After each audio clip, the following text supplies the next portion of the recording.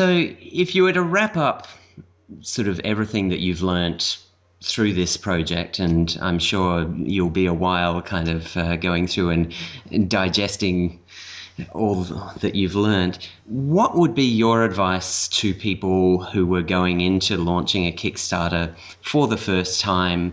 You know, maybe they don't have a huge following just yet, but they've got an idea that they're passionate about and that they'd love to see happen. If I was to offer any advice, be brave, be earnest. You know, you are sticking your neck out when you put a Kickstarter up. There's no doubt about it. When a Kickstarter fails, I don't have the background knowledge on this, but I am willing to place a lot of money on the idea that it is a real kick in the gut. So you've got to go in there brave, up for it.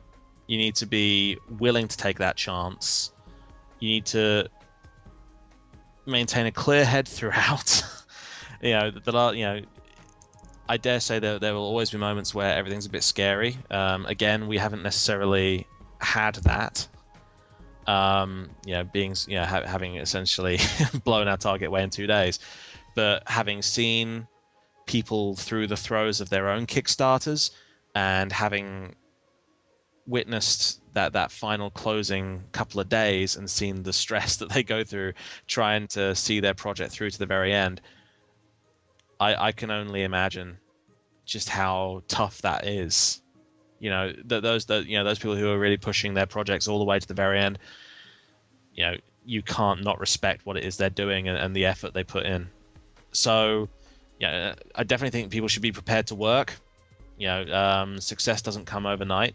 And it certainly doesn't come without a lot of effort,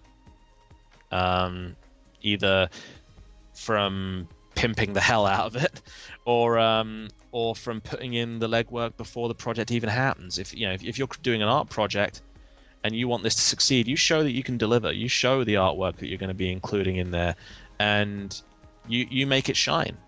Because if you put that effort in there, then your project sells itself. I mean, a lot of people talk about the videos. I can't necessarily judge how good my video is. I mean, you're probably a better judge of it than I am. But when I was creating that, at the forefront of my mind, I was thinking, how can I highlight the very best elements of my project, and how can I put it across to people in the best possible way? And all I could think was, be earnest, be true to yourself, and tell it how it is. Well, it certainly seems to have been a philosophy that's worked out for you guys. And like your project is blowing up in a way that I'm sure many of the people, especially in the comic section, would love theirs to be. So just to wrap up, for people who are interested in following you guys and like what you're doing with the Telikos Protocol and sort of later projects, what's really the best place for them to do that? If you want to find out more about it, you can follow my Twitter at Peter B. Cooper. You can follow Adam on DeviantArt. He's currently out the country, but he'll be back soon. His DeviantArt is phoenix-06.deviantart.com. You can also follow us on Facebook. That's facebook.com/Telikos Protocol.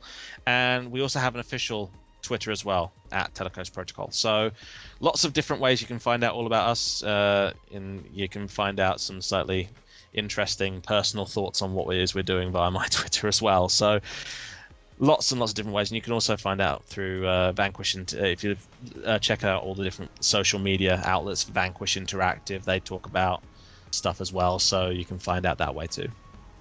Okay, fantastic. Well, Peter, thanks very much for joining us today, and all the best with the closing days of your project. Thank you ever so much. Really looking forward to seeing. So I was going to say that sounds really bad. I was going to say I'm looking forward to the end of that. That's really not what I meant. We'll take your word on that. Yeah, I'm really looking to see how it turns out, and thank you very much for having me on this evening. You're very welcome.